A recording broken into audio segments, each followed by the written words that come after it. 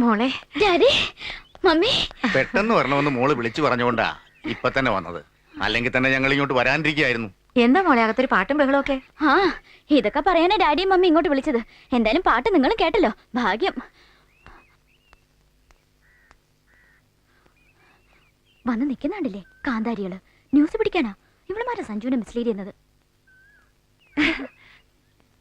മർമ്മത്തിന്റെ ഒരു നിപ്പ് കണ്ടില്ലേ? അയാൾ ഇപ്പൊ കുടിയൊക്കെ നിർത്തി അവരുടെ കൂടെ കൂടിയിരിക്കുക. ദുഷ്ടനാ. ആ, സഞ്ജീവൻ എവിടെ? അദ്ദേഹമല്ലേ ഗാനമേളയുടെ ലീഡർ. അടുത്തത് കമ്പോസ് ചെയ്യായിരിക്കും. ഇവിടെ നിന്നോ?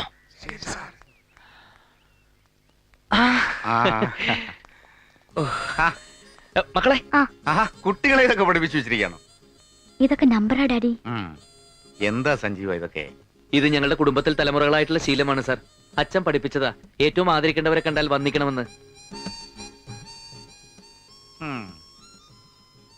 നോക്കി നിൽക്കുന്നു. അങ്കിൾ ആന്റിക്ക് ചായ കൊടുക്ക്. സദാനന്ദ,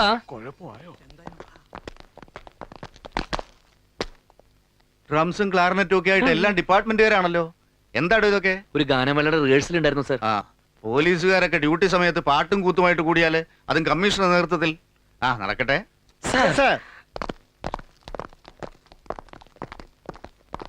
ഇനി ഞങ്ങൾ വന്ന കാര്യം പറയാം. നിങ്ങൾ തന്നെ അങ്ങ് പറഞ്ഞാ മതി.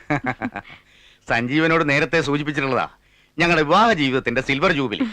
ഞാൻ ഇവളെ എന്നെയും സഹിക്കാൻ തുടങ്ങിയിട്ട് 25 വർഷം തികയുന്നു. ഈ വിവാഹ വാർഷികം നമുക്കൊരു ചരിത്ര സംഭവം തന്നെയാക്കണം. എന്താ ഇത് മുഖത്തുതിയാ. മറ്റേ പ്രശ്നം കൂടി ചോദിക്കട്ടെ. എന്താടോ സഞ്ജീവ, നിങ്ങളുടെ പ്രശ്നങ്ങളൊന്നും തീർന്നില്ല? ഏയ്, ഞങ്ങൾ തമ്മിൽ പ്രശ്നം ഒരു പ്രശ്നമില്ല സാർ.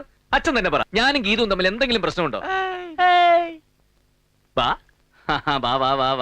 മക്കളെ, നിങ്ങൾ മേട്ടത്തി തമ്മിൽ വല്ല പോരും ഉണ്ടോ? ഏയ്, ഒന്നുമില്ല.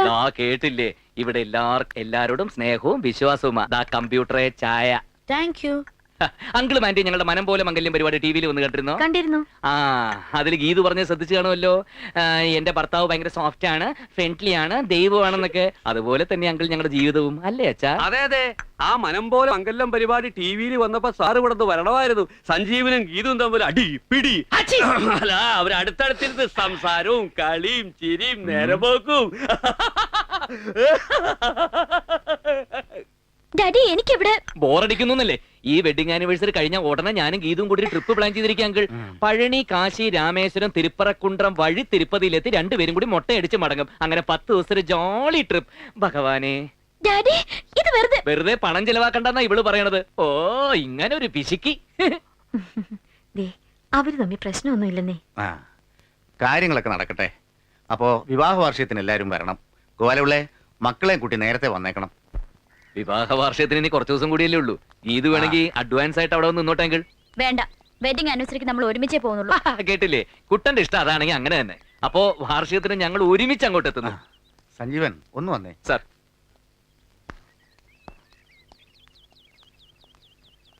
താൻ കമ്മീഷണർ ആണെങ്കിൽ ഞാൻ DGP, അത് ഓർമ്മ വേണം. തന്റെ പ്രകടനം മൊത്തം ഞാൻ അങ്ങ് വിശ്വസിച്ചിട്ടൊന്നുമില്ല. നിങ്ങൾക്കിടയിൽ എന്തൊക്കെയോ പുകയുന്നുണ്ട്. അല്ല സാർ, അങ്ങനെ എടുത്തു പറയത്തക്ക ഒരു. മനസ്സിലായി. ഞാൻ വന്നപ്പോ ഒരു പാട്ട് കേട്ടല്ലോ, നന്നായിരുന്നു. എന്താ അത്? ഒന്ന് മുളിക്കേ. ആണല്ല പെണ്ണല്ല, അടിപൊളി വേഷം. പെണ്ണായ. Very good. പോലീസ് ഓഫീസറും മകളും ഒക്കെ ആണല്ലോ കഥാപാത്രങ്ങൾ. താൻ വലിയൊരു കവിയും കൂടെ ആണല്ലേ? അയ്യോ സാർ, ഇത് ഞാൻ എഴുതിയല്ല, നമ്മുടെ DIG ഇടിക്കുള സാർ എഴുതിയതാ. ഓഹോ, എന്നാ ശരി.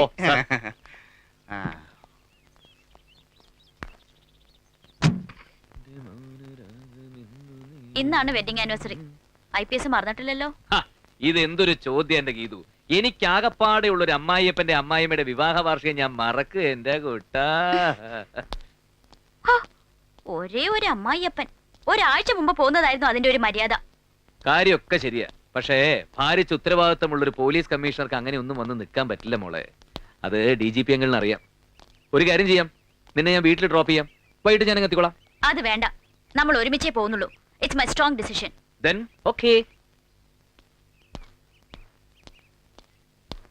എന്താ? DGP അങ്കിള് ഞങ്ങളെ ക്ഷണിച്ചതാ. ഞങ്ങളും തയ്യാറായി നിൽക്കട്ടെ ഏട്ടാ. ഇതൊക്കെ എന്നോടാണോ ചോദിക്കുന്നത്? ഇവിടെ ഏട്ടത്തിയില്ലേ? ചോദിക്ക്, അനുവാദം മേടിക്ക്. ഇവരും കൂടി വന്നോട്ടെ അല്ലേ? ഓ, മർമ്മവും വന്ന് നിൽക്കുന്നുണ്ടല്ലോ, എന്താണാവോ?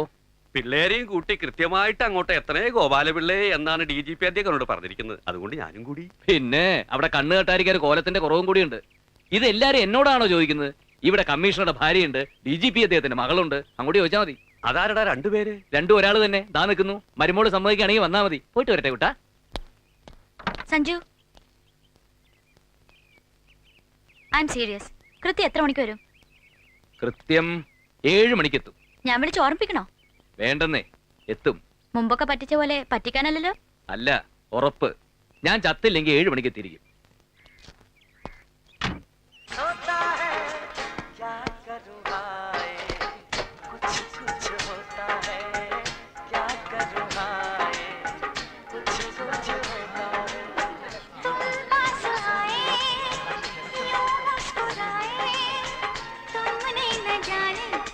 സമയമായില്ല. സാർ ഇന്ന് വെഡിങ് ആനിവേഴ്സറിക്ക് പോകണ്ടേ സാർ? പോണം. എയർപോർട്ട് പോലീസ് സ്റ്റേഷനിൽ ഒന്ന് പോയിട്ട് വേണം ഗീതുവിനും കൂട്ടി പോവാൻ. ആ സമയമുണ്ട്.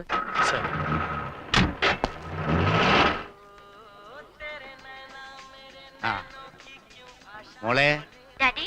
സഞ്ജീവൻ എത്തിയില്ലേ? ഇല്ല ഡാഡി, ഞാൻ വെയിറ്റ് ചെയ്തിരിക്കുക. കൃത്യം 7 മണിക്ക് എത്താന്നാ പറഞ്ഞത്.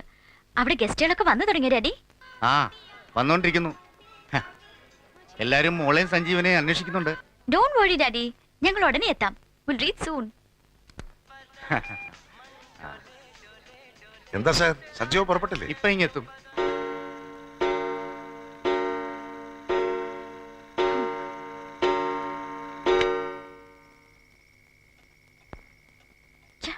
കാണുന്നില്ലല്ലോ.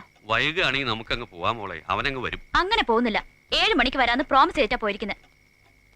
എന്നെ തോൽപ്പിക്കാമെന്നായിരിക്കും. അത് നടക്കില്ല.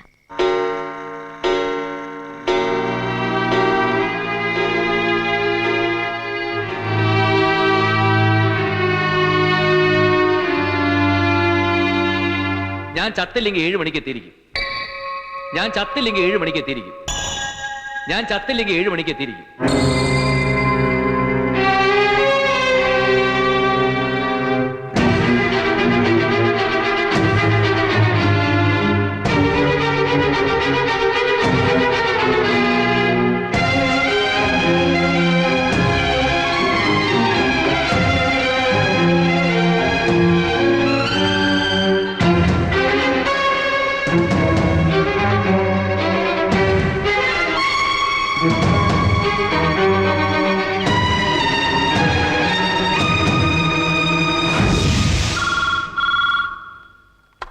ഹലോ,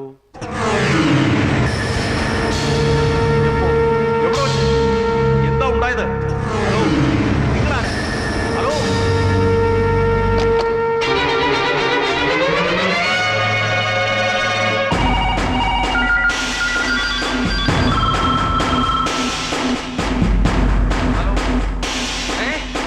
എന്റെ സാറേ,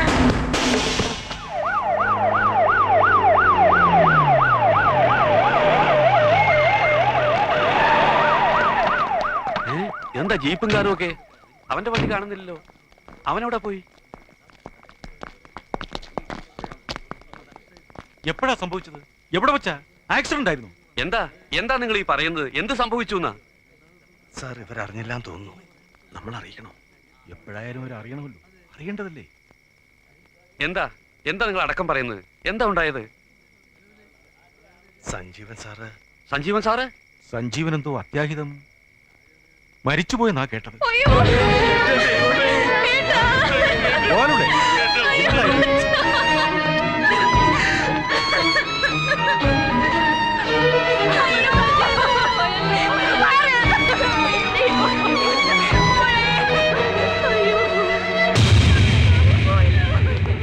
വണ്ടികളെല്ലായിടത്തും പുറത്ത് ഒത്തിരി വണ്ടികൾ വരാനുള്ളതാ.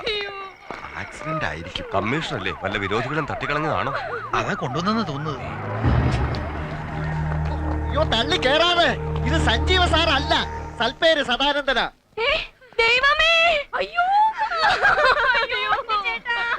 ഞങ്ങളുടെ ഒരേ ഒരു ചേട്ടൻ പോയേ. ഞങ്ങൾക്ക് ആരുമില്ലേ? ബഹളം വെക്കണ്ട, ജീവൻ പോയിട്ടില്ല. സഞ്ജീവ സാറ് മരിച്ചതറിഞ്ഞ് 3 പ്രാവശ്യം ബോധം കെട്ടതാ. ഇങ്ങതാ ചേട്ടാ. എവിടെ എവിടെ എന്റെ സഞ്ജീവൻ സാറ്? എടോ കുറെ നേരമായിട്ട് താന്റെ ക്ഷമയെ പരിശോധിക്കുന്നു. പറയേണ്ടതൊക്കെ ഞാൻ പറഞ്ഞു കഴിഞ്ഞു. എനിക്ക് പോയിട്ട് അത്യാവശ്യമുണ്ട്. താമാറ്. സാറേ എനിക്കറിയാം DGP അദ്ദേഹത്തിന്റെ വിവാഹ വാർഷികത്തിന് സാറിന് പോണോന്നറിയാം. ഈ അഗതിയുടെ ആവശ്യം സാധിച്ചു തന്നാൽ ഞാൻ സാറിനെ ഉടനെ വിടാം. എന്നെ ക്ഷണിച്ചില്ലെങ്കിലും ഞാനും കൂടെ വരാം. സാർ ദേ ഇത് അന്ന് കൊണ്ടുവന്ന പെട്ടിയാ. പിന്നെ ആ കാറ് നിറയെ പെട്ടികളാണ് സാർ. എന്റെ സ്വത്ത് മുഴുവൻ ഞാൻ സാറിന് തീരെഴുതി തരാം. നിർത്തോ. ഇത്രയും നേരം ഞാൻ മര്യാദയുടെ ഭാഷയെ പറഞ്ഞു. ഇനി തന്നെ ഞാൻ തൊഴിച്ചു മാറ്റണോ? തൊഴിക്കണം സാർ. അങ്ങയുടെ തൊഴി കിട്ടുന്നത് ഒരു മഹാഭാഗ്യമായിട്ടാണ് ഞാൻ കരുതുന്നത്. എത്ര തൊഴിയാന്ന് വെച്ചാൽ തൊഴിച്ചിട്ട് എന്റെ റാംബോ എനിക്ക് വിട്ടുതരണം സാർ. വണ്ടി എടുക്കണോ? വണ്ടി എടുത്തോളൂ സാർ. അങ്ങയെപ്പോലൊരു മഹാമനുഷ്യന്റെ വണ്ടിയുടെ അടിയിൽപ്പെട്ട് മരിച്ചാൽ എനിക്ക് സ്വർഗലോകം ഉറപ്പാ. കൊന്നോളൂ എന്നെ. ഓ ഇത് വലിയ മാരണമായല്ലോ. ഇനിയിപ്പോ എന്ത് ചെയ്യും? കേറ്റി ഇറക്കട്ടോ സാർ.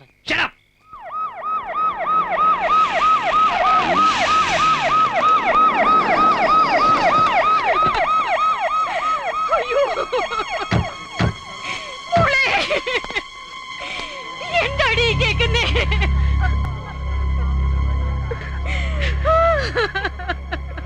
എവിടെ വെച്ച് സംഭവിച്ചു? എങ്ങനെ സംഭവിച്ചു? ഒരു രൂപമില്ല സാർ. എന്നെ ഫോൺ ചെയ്ത് അറിയിച്ചൊരു സ്ത്രീയാണ്. പീറ്റിപുരം പോലീസ് സ്റ്റേഷനിൽ നിന്നാണ് എനിക്ക് വിവരം കിട്ടിയത്. എന്നെ വിവരം അറിയിച്ച് ദേശസ്നേഹി പത്രക്കാരാ. ഞാൻ അപ്പൊ തന്നെ ഒരു കമ്മീഷണർ മരിച്ചു എന്ന് നാട്ടിലേക്ക് വാർത്ത പറഞ്ഞിട്ട് എവിടെ വെച്ച് മരിച്ചു, എങ്ങനെ മരിച്ചു പോലീസുകാർക്ക് പോലും അറിയില്ലേ? ഇതെന്താ വാലും തുപ്പില്ലാത്ത ഡിപ്പാർട്ട്മെന്റോ? ഞാൻ മാറൂല്ല. എടിക്കണോ. ഇനി തന്നോട് വേദം മോദിയിട്ട് കാര്യമില്ല. മറിയടോ. അപ്പൊ സാറിന്റെ തീരുമാനത്തിൽ ഒരു മാറ്റമില്ല? ഇല്ലടോ ഇടിയട്ടെ. ഇനി സാറിനോട് താണുകേട് അപേക്ഷിച്ചാൽ ശരിയാവില്ല. കാര്യങ്ങൾ അതിന്റെ വഴിയാവണ്ണം നടക്കട്ടെ. പെട്ടി സാറിന് വേണ്ട. വേറൊരു സമ്മാനം കൊണ്ടുവന്നിട്ടുണ്ട്. എടാ മക്കളെ ഇങ്ങോട്ട് വരുന്നേടാ. ഇത് റാംബോയുടെ കൂട്ടുകാരാ. ഇവരകത്തായിട്ടില്ല. ഡാ കമ്മീഷൻ സാറിന് കൊടുക്കാനുള്ള എന്താന്ന് വെച്ചാൽ കൊടുത്തേക്ക്. അങ്കിൾ വണ്ടിയിലിട്ടിരിക്കാം.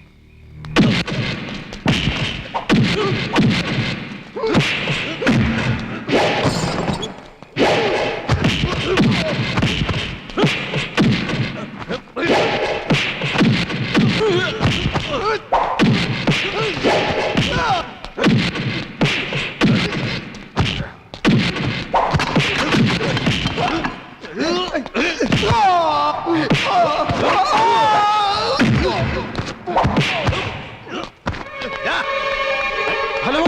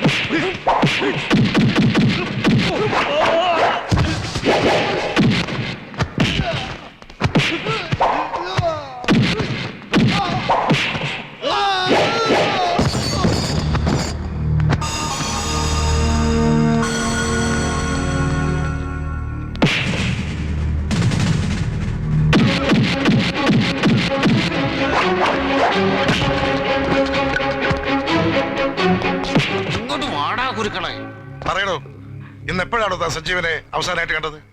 വൈകുന്നേരം 4 മണിക്ക് എയർപോർട്ട് പോലീസ് സ്റ്റേഷനിൽ പോയിട്ട് മാഡത്തിനെയും കുട്ടി ആനിവേഴ്സറിക്ക് പോണോന്നും പറഞ്ഞ് അദ്ദേഹം പോയത്.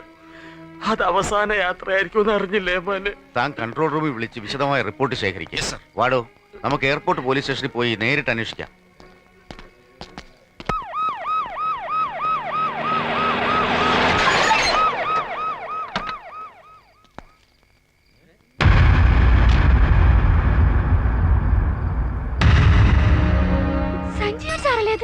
നമ്മൾ അയൽവക്കാരാടി. എന്റെ സാറ് മരിച്ചാലും നമ്മളോടൊപ്പം എന്നും ഉണ്ടാവും. എന്നും. അതല്ലേ സഞ്ജീവ സാർ വന്ന് നിൽക്കുന്നു.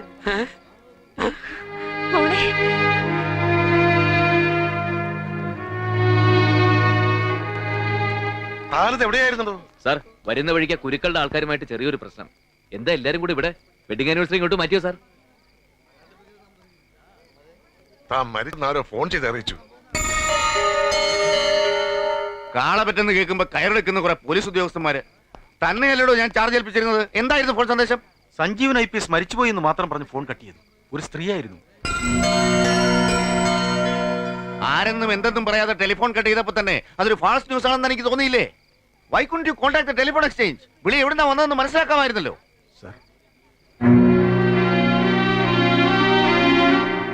അപ്പൊ ഒരു സ്ത്രീയാണ് വില്ലത്തി. ഇത് വാടക വീടല്ലേ? പണ്ടങ്ങോ തൂങ്ങിച്ചെത്ത ഒരു സ്ത്രീയുടെ ആത്മാവായിരിക്കോ ഫോൺ ചെയ്ത്? വിളിച്ചു പറഞ്ഞത് ആരാണെന്ന് ഏകദേശം മനസ്സിലായി. പക്ഷെ അത്ര പെട്ടെന്ന് കുറ്റം സമ്മതിക്കുന്ന കക്ഷിയല്ല. ചോദ്യം ചെയ്യേണ്ടി വരും, ചിലപ്പോൾ മർദ്ദിക്കേണ്ടതായും വരും. ഇതിൽ മറ്റാരും ഇടപെടാൻ പാടില്ല. കെനായി? Yes you can. ഈ കടുങ്കൈ ചെയ്ത് ആരായാലും ഷൂട്ട് ചെയ്യേണ്ടതാണ്. You proceed. Thank you sir. ഏട്ടനൊന്നുമില്ല മക്കളെ, ഒന്നുമില്ല ചാ. അയ്യേ, കരയല്ലേ കൂട്ടാ.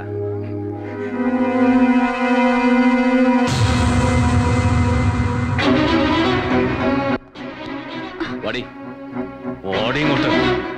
ഞാൻ ചത്തുപോയിന്ന് ഫോൺ ചെയ്ത് അറിയിച്ച നീയല്ലേ? ഞാനോ? എന്തായി പറയുന്നേ? പറയടി. ഞാൻ ആർക്കും ഫോൺ ചെയ്തിട്ടില്ല. നിഷേധിക്കാൻ നോക്കണ്ട, കൊന്നുകളയും ഞാൻ. താൻ എന്ത് അസംബന്ധമാണ് പറയുന്നത്? ജീവനോടെ ഇരിക്കുന്ന ഭർത്താവ് മരിച്ചുപോയെന്ന് ഏതെങ്കിലും ഒരു ഭാര്യ പറയുവോ? ഒരു ഭാര്യയും പറയില്ല, പക്ഷെ ഇവള് പറയും. ഇവളുടെ നാവിൽ നിന്ന് മാത്രമേ അത്ര ഒരു വാർത്ത പുറത്തു വരൂ. സാർ പ്ലീസ്, സാർ ഇതിൽ ഇന്റർഫിയർ ചെയ്യരുത്. പറയടി, നീയല്ലേ ഫോൺ ചെയ്തത്? അല്ല അല്ല അല്ല.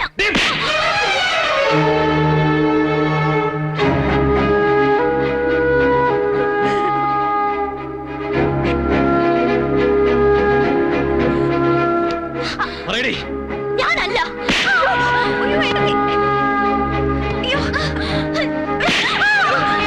ഞാനല്ല.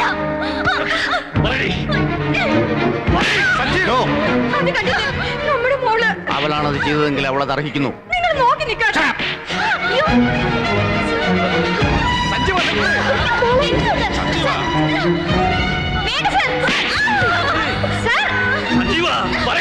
സത്യം പറയാൻ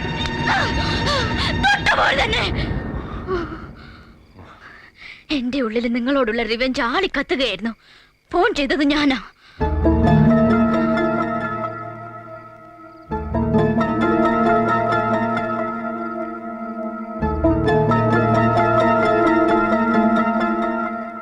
ഒരവസരത്തിന് വേണ്ടി ഞാൻ കാത്തിരുന്നു.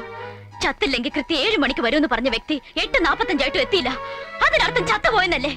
നാട്ടുകാരുടെ മുന്നിൽ വെച്ച് നിങ്ങളെ നാണം കെടുത്താൻ വേണ്ടി ഞാൻ മനഃപൂർവ്വം ചെയ്തതാ. കൊന്നോ, ഇനി എന്നെ കൊന്നോ.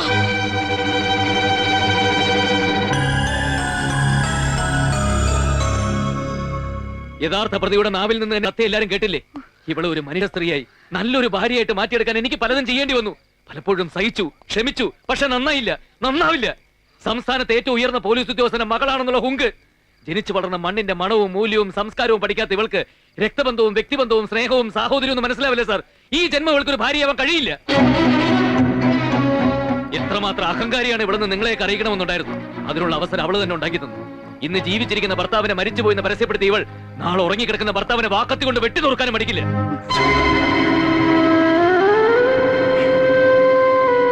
എനിക്ക് നീ ഭാരം ചുമക്കാൻ വയ്യ. എനിക്ക് ഇവിടെ വേണ്ട. സഞ്ജീവൻ. അതെ സാർ, പണ്ട് ഇതുപോലൊരു പോലീസ് സേനയുടെ മുമ്പിൽ വെച്ചാണ് ഞാൻ ഇവളുടെ കഴുത്തി താലി കെട്ടിയത്.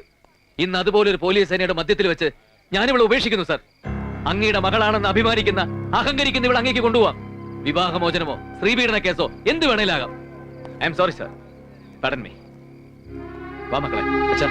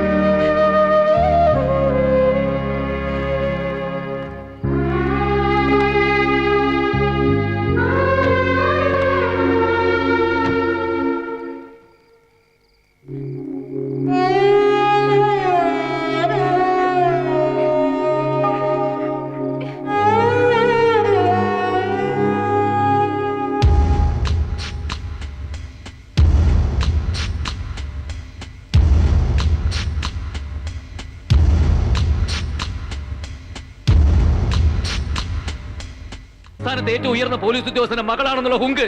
ജനിച്ചു വളർന്ന മണ്ണിന്റെ മണവും മൂല്യവും സംസ്കാരവും പഠിക്കാത്ത ഇവൾക്ക് രക്തബന്ധവും വ്യക്തിബന്ധവും സ്നേഹവും സാഹോദര്യവും മനസ്സിലാവില്ല സാർ. ഈ ജന്മം ഇവൾക്കൊരു ഭാര്യയാവാൻ കഴിയില്ല.